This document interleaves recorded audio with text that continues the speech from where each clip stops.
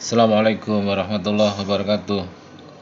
Salam sejahtera untuk kita semua, teman-teman BK lovers yang saya sayangi dan saya banggakan. Kita akan melanjutkan materi pada hari ini setelah kemarin kita membahas tentang kompetensi cyber atau kompetensi yang hendaknya dimiliki oleh teman-teman konselor untuk melaksanakan layanan cyber, dan kita juga sudah membahas bagaimana kita mempesona secara digital. Hari ini kita akan ngobrolin tentang pelaksanaan layanan dasar berbasis cyber, khususnya mungkin spesialisasinya untuk layanan klasikal. Jadi begini teman-teman, layanan dasar ini merupakan sebuah layanan yang mengalami banyak keterbatasan kesempatan. Banyak guru BK yang tidak berkesempatan mendapatkan jam waktu terjadwal secara terstruktur dengan baik di kelas. Risetnya di Laboratorium Bimbingan Konseling Parung, PMK Pencas dan BK itu ada 76% sekolah yang memfasilitasi jam BK di kelas, dan sisanya itu tidak memfasilitasi jam BK di kelas. Pertimbangannya beragam, dan itu sebenarnya merupakan sebuah langkah yang tidak baik bagi sekolah karena tidak memfasilitasi kita melaksanakan layanan dasar secara terjadwal dengan adanya jam BK di kelas. Nah, layanan klasikal ketika dilaksanakan secara cyber atau secara online dengan media digital tertentu, ini tentunya merupakan solusi yang sangat baik untuk menjembatani teman-teman BK lovers yang tidak mendapatkan kesempatan jam BK di kelas. Karena tidak usah ada jam BK di kelas, namun tetap dapat menyampaikan, memfasilitasi apa-apa yang dibutuhkan peserta didik sesuai dengan analisis kebutuhan atau asesmen di awal yang sudah kita lakukan. Oke, teman-teman semuanya, saya kesini dulu. Konsep dasar layanan dasar, konsep hakikatnya layanan dasar atau khususnya layanan klasikal berbasis cyber counseling adalah proses pemberian bantuan kepada seluruh peserta didik untuk melalui kegiatan penyampaian atau penyiapan pengalaman terstruktur secara klasikal. Dan di situ tentunya disajikan secara sistematis. Jadi pelaksanaan ini dilakukan secara berstrategi atau berjenis klasikal atau kelompok boleh, karena untuk layanan dasar, dan disajikan secara sistematis. Tidak asal-asalan. Kenapa sistematis? Yang pertama begini, seperti kita ketahui bahwa roh utama layanan dasar adalah berdasarkan hasil asesmen. Berdasarkan hasil asesmen yang sudah kita lakukan, analisis, dan ketika itu banyak anak yang mengalami atau banyak anak yang membutuhkan, maka kita akan memberikan layanan dasar sesuai dengan kebutuhan tersebut. Namun kalau layanan responsif tentu tidak seperti itu. Maka dikatakan sistematis, apa yang dibutuhkan kita rancang, kita siapkan, kita sampaikan, kita sajikan. Berbeda tentunya dengan teman-teman guru mapel yang menyampaikan materi, yang menyampaikan pengetahuan pada peserta didik karena konsep media sampai dengan konten kurikulumnya sudah disiapkan. Kita menyampaikan materi layanan di kelas itu berdasarkan anak butuhnya apa, bukan berdasarkan apa yang sudah disiapkan dalam kurikulum. Baik teman-teman, layanan dilaksanakan dengan berbasis cyber. Yang klasikal tadi, yang sistematis tadi, yang terstruktur tadi dilaksanakan dengan cara berbasis cyber atau online. Ini adalah konsep dasarnya. Selanjutnya, saya akan mengajak teman-teman untuk menengok apa kata ASKA. Asosiasi konseling di Amerika ini menstandarkan adanya plus minusnya pelaksanaan layanan klasikal berbasis siber. Di sana dikatakan disebut cyber service atau layanan siber, meskipun itu spesifikasinya adalah layanan dasar. Teman-teman, cyber counseling untuk layanan dasar ini membawa potensi guru BK dan peserta didik dapat melakukan komunikasi interaktif tanpa terkait langsung. Artinya, layanan itu dapat dilakukan oleh guru BK, oleh teman-teman BK lovers dengan peserta didik tanpa harus ketemu langsung di suatu tempat, yakni di kelas. Nah, sekarang medianya apa? PMATK Penjas dan BK Parung kemarin 2020 pernah meluncing Cyberlink, aplikasi cyber counseling. Di situ banyak yang terakomodasi dari layanan dasar, layanan peminatan, kemudian layanan responsif, dan bahkan ada layanan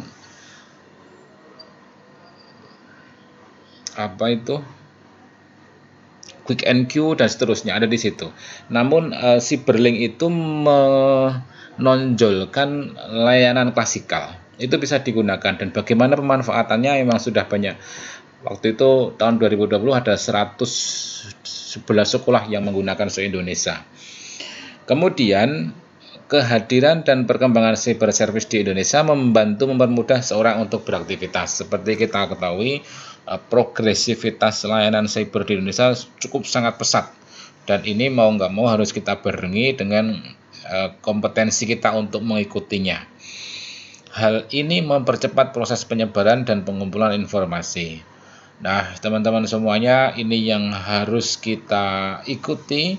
Fasilitas canggihnya online ini kita ikuti untuk mempercepat, untuk mengakseleratif layanan bimbingan konseling, khususnya layanan dasar. Tidak lagi menggerutu ketika tidak dikasih jam BK di kelas. Tidak lagi menyalahkan kondisi kebijakan yang sering tidak berpihak kepada kita tentang jam BK di kelas.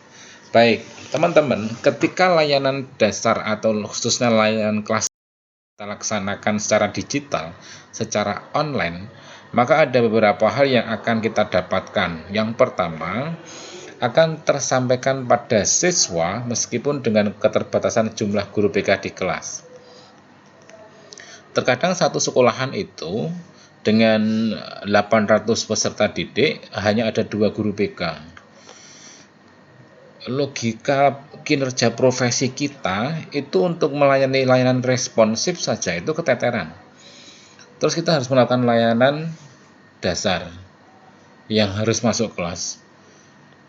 Tidak akan mungkin sanggup untuk semua kelas termasuki mendapatkan layanan BK, layanan dasar. Enggak mungkin, karena 800 siswa itu artinya mungkin paralel kelasnya sampai H atau I mungkin ya, untuk SMP atau untuk SMA itu. Sehingga kalau 2 guru BK tidak mungkin mencapai target pemberian layanan dasar secara klasikal itu.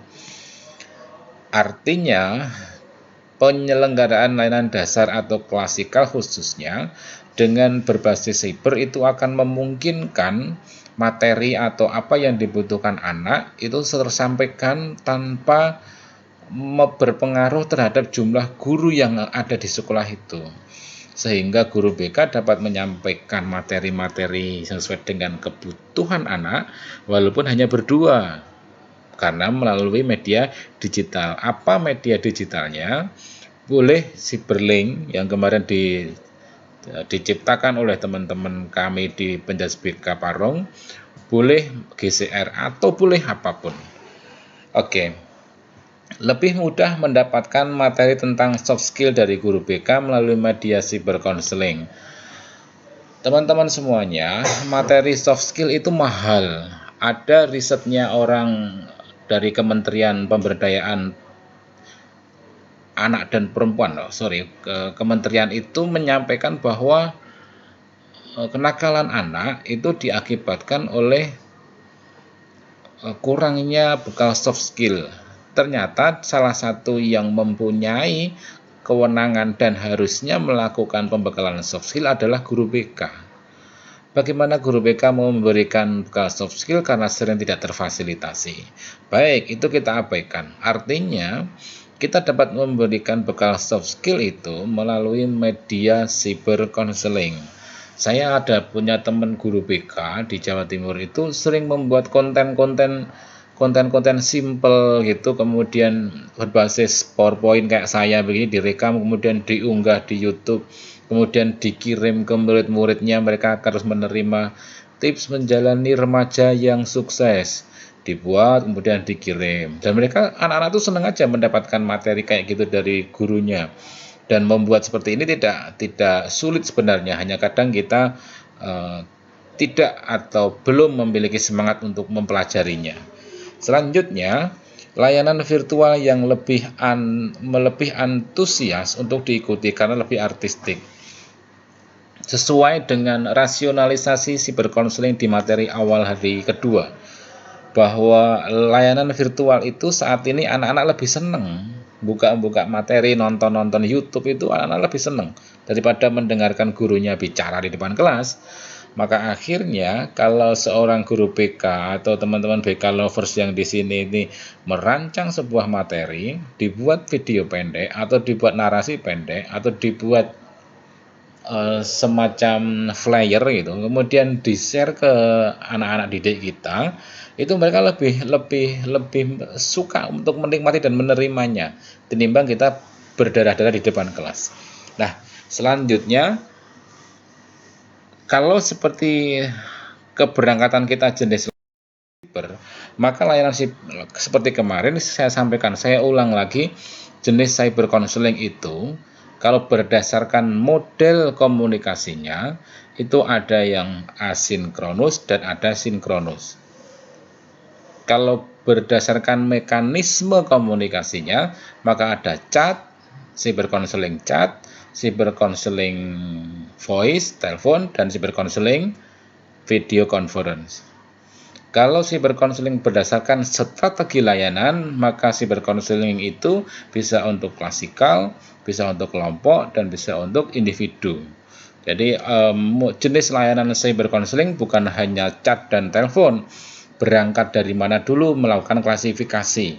Jadi modelnya, dari jenis komunikasinya, dan dari strategi layanannya.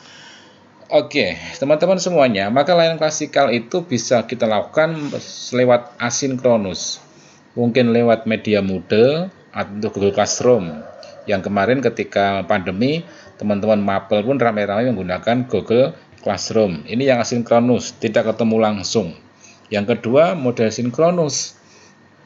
Maka lewat Gmeet, maka lewat Zoom Meeting, Microsoft Teams, atau yang lainnya. Dan ini sebenarnya sudah banyak dilakukan oleh teman-teman guru BK kemarin waktu pandemi. Dan kalau seandainya sekarang pandemi itu berakhir, maka kita akan bergerak untuk melakukan hal-hal yang inovatif mungkin untuk dilakukan di kelas. Atau kalau asinkronus, kita melakukan hal-hal yang inovatif mungkin untuk diberikan melalui model atau Google Classroom. Kalau kita belum mendapatkan fasilitas jam BK di kelas. Oke, dasar layanan klasikal terutama itu kita akan menyusunnya untuk dijadikan sebuah cyber counseling. Saya mengusulkan ada prinsip A3. Apa itu A3? Kita susun materinya aplikatif, kita susun materinya yang asik, dan kita susun materinya yang artistik. Bagaimana yang aplikatif, bagaimana yang asik, dan bagaimana yang artistik? Tentu teman-teman penasaran, maksudnya gimana? Peserta didik kita itu sering melihat konten-konten di internet, baik berbasis gambar, picture, berbasis deskripsi panjang atau pendek, atau berbasis video. Apa yang menjadi menarik dari tampilan-tampilan di internet itu karena mereka itu langsung aplikatif, nggak bertele-tele, sehingga anak-anak langsung paham. Karena mereka itu artistik, tampilannya nggak sembarangan. Ketika mereka menonton itu, anak-anak langsung asik saja. Nah, bayangkan kalau kita bisa menyusun konten-konten layanan dasar tadi dengan kondisi atau dengan prinsip-prinsip yang sama, yang aplikatif, yang asik, dan yang artistik. Tentu layanan klasikal kita terutama itu akan menjadi sesuatu hal yang menarik bagi peserta didik. Yang pertama, teman-teman, dari tema saja kita buat tema kita seoperasional. Kadang kita menyusun tema itu terlalu formal, tapi kita susun tema yang operasional. Contoh, masa depan gemilang dengan hobi. Sebenarnya di konten di situ, materi itu kita bahas tentang hobi, bagaimana plus minusnya hobi, bagaimana siswa menghadapi resiko menekuni hobi, bagaimana kalau hobi mengacaukan sekolah, bagaimana dan seterusnya. Cuman agar supaya konkret, maka masa depan gemilang dengan hobi itu akan menarik.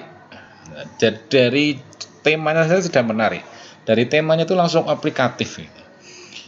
Mungkin tataran eksekusinya muncul. Kenapa tataran eksekusinya muncul?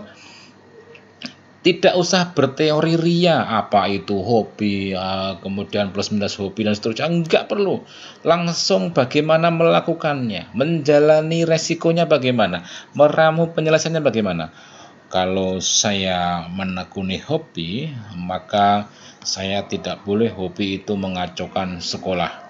Saya suka main band, tapi tidak boleh bolos gara-gara main band. Menjalani resikonya, kalau main genjreng-genjrengan gitaran di rumah terus, saya akan dimarahi bapak. Maka akan main gitar setelah belajar selesai. Meramu penyelesaiannya, agar supaya hobi tidak mengganggu belajar, tidak dimarahi bapak. Caranya gimana? Ini adalah cara-cara yang operasional konkret, bukan ngomongin teori-teori tentang hobi. Ini bagi anak lebih mudah dipahami, dirasionalisasi, bahkan dieksekusinya. Jadi kita seorang konselor yang handal itu bisa meramu hal-hal yang sifatnya langsung operasional konkret, tidak bertele-tele pada tataran konsep. Kemudian langsung pada contoh konkret. Ngomongin tentang hobi, tiba-tiba anak itu langsung munculin fotonya siapa ya, Atta Halilintar, karena hobinya membuat konten-konten. Langsung muncul fotonya, misalkan langsung munculnya Wendy Cagur, karena hobinya membuat hal-hal yang lucu atau yang lain-lain, sehingga itu akan menggugah semangat untuk eksekusi karena ada sosok figur, ada sebuah contoh yang menginspirasi, ada sebuah contoh yang menjadi figur yang menuju hal itu tuh sudah ada yang membuktikan sukses. Nah, contoh-contoh konkret ini diperlukan teman-teman, yang maksud kata aplikatif itu adalah temanya operasional, tataran eksekusinya jelas, dan contoh konkretnya ada. Kemudian yang kedua, asik. Bagaimana menciptakan layanan dasar berbasis cyber counseling yang asik? Seperti yang pernah beberapa kali saya sampaikan ke teman-teman, makna asik itu yang pertama, susun kerangka berpikir yang taktis. Ikuti jalur berpikir anak didik sasaran kita. Kalau anak didik kita itu berpikirnya kan pasti kadang tidak seperti kita menyusun proposal, kita menyusun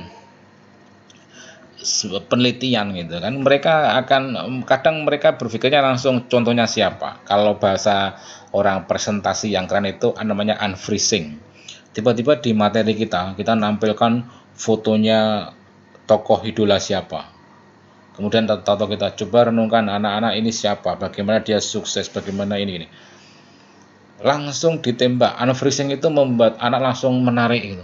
Tapi begitu kita menyampaikan materi itu, pengertian hobi, jenis-jenis hobi, hobi yang ditekuni, dan seterusnya, itu akan buat anak-anak itu apaan sih gitu kan. Tapi begitu kasih fotonya kayak ini, kasih fotonya si siapa namanya ini, Surya Insomnia, anak-anak tahu ini, tahu dia sukses, iya, hobinya apa, suksesnya dengan apa, suksesnya di TV jadi artis, lucu dan seterusnya. Maka anak-anak berpikir, Oh, ini orang sukses bukan karena pendidikannya tinggi, tapi hobinya membuat kelucuan gitu. Ini anak tahu siapa ini? Atta Halilintar. Dia orang sukses kaya raya, iya. Hobinya apa? Kerjaannya apa? Membuat konten-konten YouTube. Maka dari itu, kerangka berpikir anak yang langsung tembak operasional itu menciptakan keasikan. Kemudian asik yang kedua adalah sertakan figur tokoh yang update.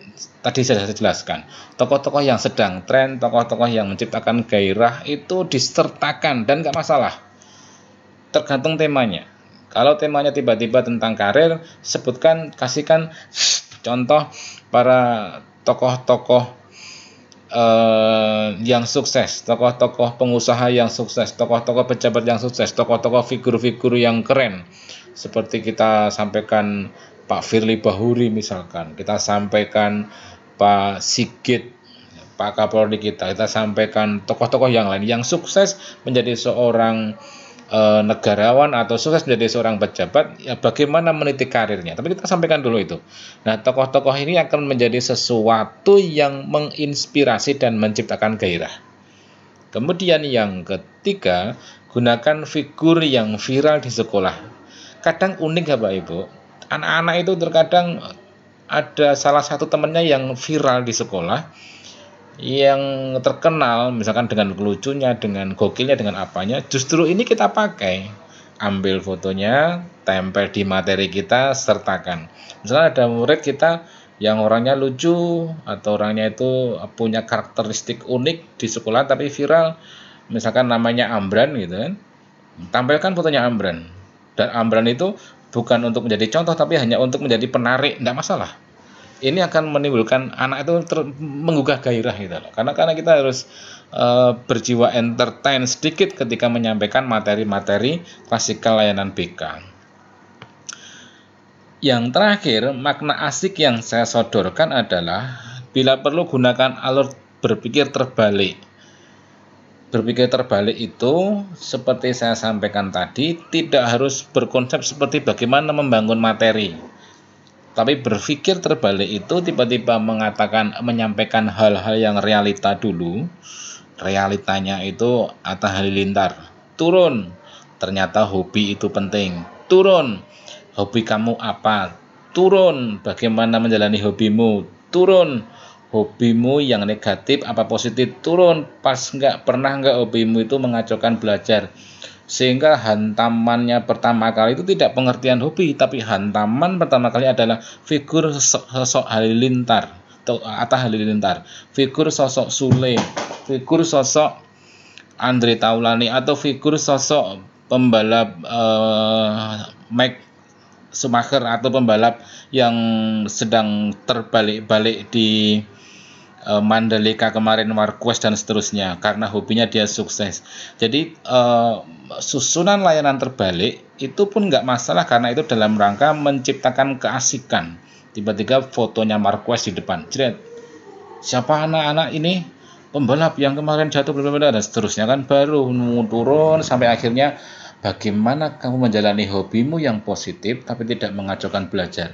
Kalau materinya diawali dengan pengertian hobi, jenis-jenis hobi, Anda pasti akan tidak menemukan keasikan. Tapi tonjolkan dulu sosok figur yang sukses dengan hobi, itu akan menciptakan keasikan. Baik, yang ketiga adalah artistik. Bapak Ibu BK Lovers, artistik ini adalah sesuatu hal yang membutuhkan daya kreativitas dan imajiner kita. Yang pertama, mungkin kita bisa menggunakan animasi. Menyusun animasi itu sebenarnya tidak begitu sulit Bapak Ibu. Sekarang aplikasi membuat animasi di handphone banyak, di Android banyak. Cuman gampang, ambil foto-foto, tempel-tempel menjadi sebuah hal yang lucu, bisa menceritakan suatu hal yang konten materi layanan, langsung kirim. Gampang sebenarnya. Hanya kita kadang cukup malas untuk mempelajarinya. Mari kita coba lakukan, menciptakan alur, memilih media yang termudah dan termurah, karena di lewat Android kita sudah bisa. Kemudian kita coba lakukan. Artistik yang kedua, mungkin kita menggunakan video pendek. Nah, membuat video pendek ini pun sebenarnya tidak begitu sulit, teman-teman. Kalau kita di TikTok atau kita di video snack, itu dengan mudah kita membuat. Cuman terkadang kita lupa bahwa menyusun video pendek itu akan bermanfaat dalam layanan dasar kita, layanan bimbingan konseling kita.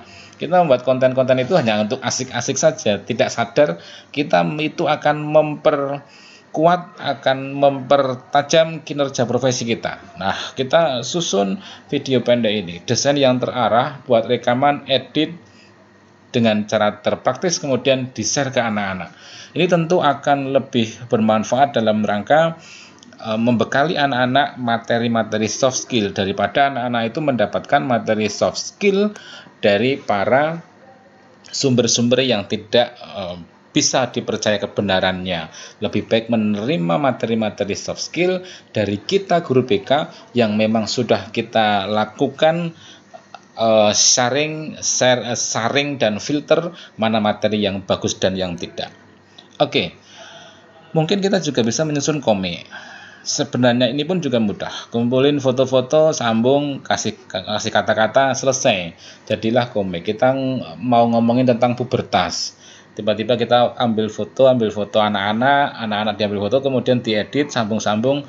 Itu sebenarnya juga gampang. Hanya terkadang kita keisengan kita itu tidak selevel itu, gitu kan.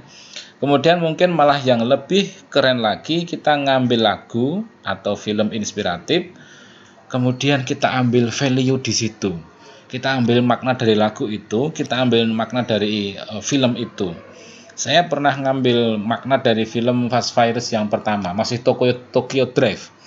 Di situ ada satu adegan sekitar 5 menit yang mengatakan bahwa satu buah paku yang lepas dari tapal kuda, maka satu kereta kencana ikut masuk jurang. Padahal kereta kencana tadi membawa raja.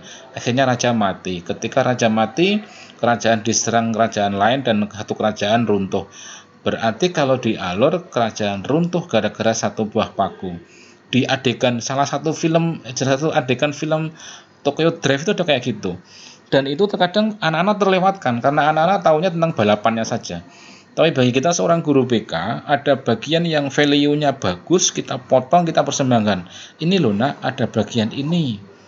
Berarti masa depan kita itu terkadang kacau gara-gara hal sepele. Gara-gara pagi-pagi ngebut-ngebut, terus nabrak, akhirnya kakinya patah. Begitu masa depan nggak bisa daftar polisi gara-gara hal sepele. Hal seperti ini harus kita olah sedemikian rupa agar supaya anak-anak itu terbuka cakrawala berpikirnya dari sebuah lagu atau dari sebuah bagian film yang inspiratif. Teman-teman, developer saya sudah menyampaikan bagaimana menyusun materi yang asik, bagaimana menyusun materi yang artistik, dan bagaimana menyusun materi yang aplikatif. Semoga bermanfaat pesan saya, teman semuanya, bahwa kompetensi berkreasi dan berinovasi digital bukanlah syarat menjadi seorang guru BK, namun syarat agar tidak ditinggalkan oleh peserta didik kita. Terima kasih, saya akhiri dulu, nanti kita lanjutkan di forum diskusi.